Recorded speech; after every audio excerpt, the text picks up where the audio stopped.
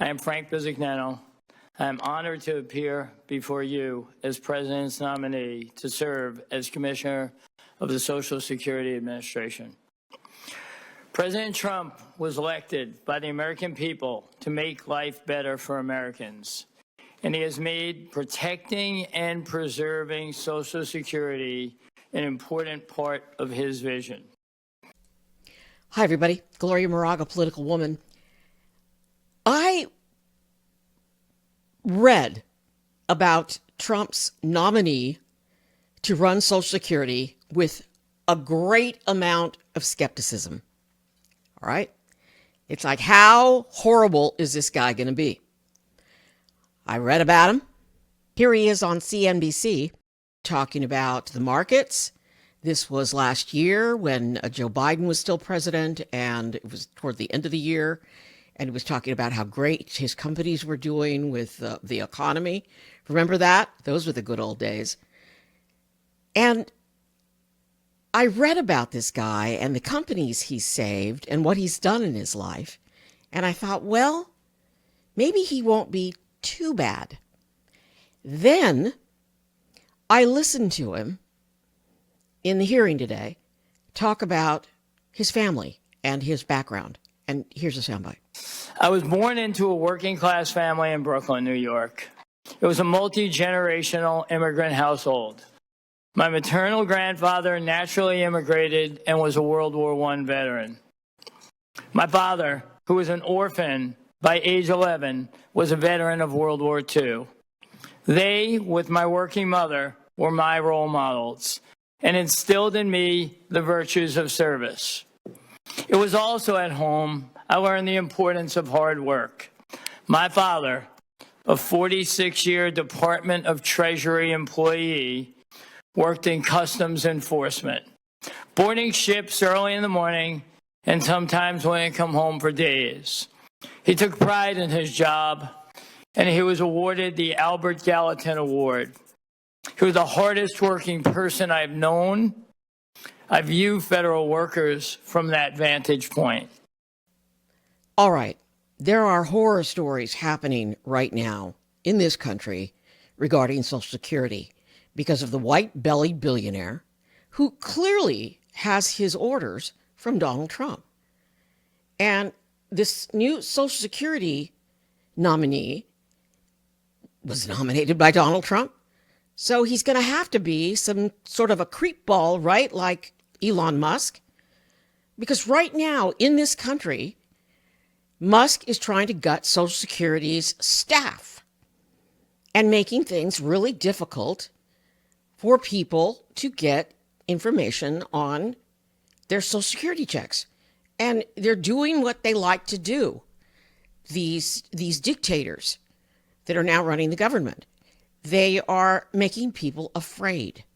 They're making people afraid. They're saying, oh, my mother-in-law, and this is from a billionaire, my mother-in-law, if she didn't get her Social Security check, she'd just wait till next month. It's like, yeah, right?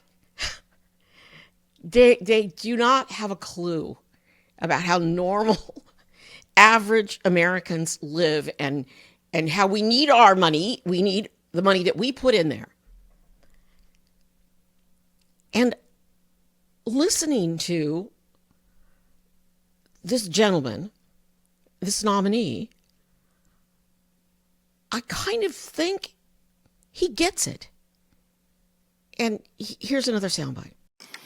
My friend, Cardinal Timothy Dolan, once said, "The only just government is government that serves its citizens, not itself." This is the belief I will bring to the Social Security Administration. I will make the agency a premier services organization, as I have done multiple times with other institutions throughout my career. Fundamentally, Social Security is a payments-based, customer-facing program that delivers benefits to more than 70 million Americans each month. It provides essential financial support for the retired and disabled. We will meet beneficiaries where they want to be met, whether in person, in field offices, on the web, or on the phone. On the phone, I'm committed to reducing wait times and providing beneficiaries with a better experience. Waiting 20 minutes plus to get an answer will be of yesteryear. I also believe we can significantly improve the length of the disability claim process. Importantly, I think a 1% error rate based on the Inspector General report is 5 decimal places too high. We'll get the error rate down and be more accurate in payments. Working in collaboration with the men and women of Social Security Administration and you in Congress, we will better serve the American people. He seems to get it. He seems to get what it takes to run a business smoothly and what he needs to do to help solve some of Social Security's problems. Here's another soundbite. On 9/11, I never left Lower Manhattan. As Chief Administrative Officer of Citigroup, I helped ensure the world's largest banking system remained up and running in the face of the unthinkable tragedy. I had responsibility for 16,000 people in Lower Manhattan, and we managed to evacuate all but 6. I will mourn that loss for my whole life. In 2008, at JP Morgan, I played a critical role in keeping money moving through the financial crisis. And in 2011 and 12, I worked closely with the government to restart the housing market after the mortgage crisis. More recently, I was the CEO and chairman of First Data, where my team and I worked to transform the company from the world's largest traditional payment processor into a technology innovator, industry collaborator, and commerce enabler for the 21st century. In 2019, I led the merger of First Data and Fiserv, where I'm currently CEO and chairman of the board. Fiserv fundamentally serves every American household. Our company today processes more than 250 million payments, totaling more than $2.5 trillion a day. Social Security processes 74 million payments a month, totaling $1.5 trillion a year. In 2020, during COVID, I was called on by the government again and stepped up, and we served the underbanked. All right. So very smart. And, obviously rich. He's a billionaire. And his current salary at Fiserv is $4 million a year. I mean, he makes almost $5 million a year. Finally, at the core, this is a bipartisan job. Social Security has field offices and serves Americans in every state. In the wisdom of Congress, you made Social Security an independent agency and gave the commissioner a 6-year term. In me, you will have an accountable leader. I am thankful to President Trump for considering me for this role and entrusting me with it. I also appreciate the courtesy you have extended by holding this hearing. I'm grateful for being here with you today, and I'm happy to answer all questions. Why? Why would he want to come and do this and go before these anger ball members of Congress? And they were angry. The Democrats were all over him and slamming him and questioning him and blaming him for what Elon Musk and Donald Trump are doing. And here's some of the questions he got. If directed by the president to take an action that would break the law, would you follow the law or follow the president's directive? Well, I'd follow the law, but I can't ever imagine the president asking that. Well, I'm glad you will follow the law. I challenge the notion that you can't imagine this president instructing somebody to break the law. I won't go through the litany, but there are plenty of examples of it since he took office. Elon Musk and President Trump have set their sights on cutting Social Security, Medicare, and Medicaid to pay for tax cuts for corporate special interests and billionaires. Elon Musk has referred to Social Security as a Ponzi scheme. That's in quotes. And he recently called for cutting up to $700 billion from Social Security and Medicare. That could mean cutting 1/3 of these programs. Social Security operates, as you know, on simple math. To achieve a 1/3 cut, you'd either have to take away benefits for 1/3 of the people currently receiving them or cut the payments that they're getting by 1/3. So, Mr. Bisignano, which is it? Are you going to throw 1/3 of the people off of the program or cut their benefits by 1/3? Neither. That's good to hear. So if the president and the Congress decide to cut these benefits, you're going to stand up for the beneficiaries? I have the ability to lead the agency in the manner that this Senate Finance Committee wants me to do that. And I don't know of any thought that I have about cutting 1/3 of the benefits of Americans or even entertaining anything of that sort. Think about moving into this office. What are you going to do based on all of the complaints that we are hearing now? They're more so than before this administration came into office. How do you expect to, in the first 100 days, address these issues? I'm a battle-tested executive. In the mortgage crisis, when I was asked to come in and work shoulder to shoulder with the government, we figured out how to clean up a pretty big mess. And so would you reverse some of the DOJ decisions if you felt that they were inappropriate and they weren't getting to the beneficiaries the information, the benefits they need? Any decision I thought was inappropriate would be relooked at. All issues. And you'd be willing to reverse it if you felt it was appropriate? And you would be willing to reverse it if you felt it was appropriate? If something was inappropriate, it would be changed. Thank you. And then finally, let me ask you this. There's a lot of concern, and rightfully so, about individuals who don't even work in the administration. They are actually rifling through the personal information of Americans.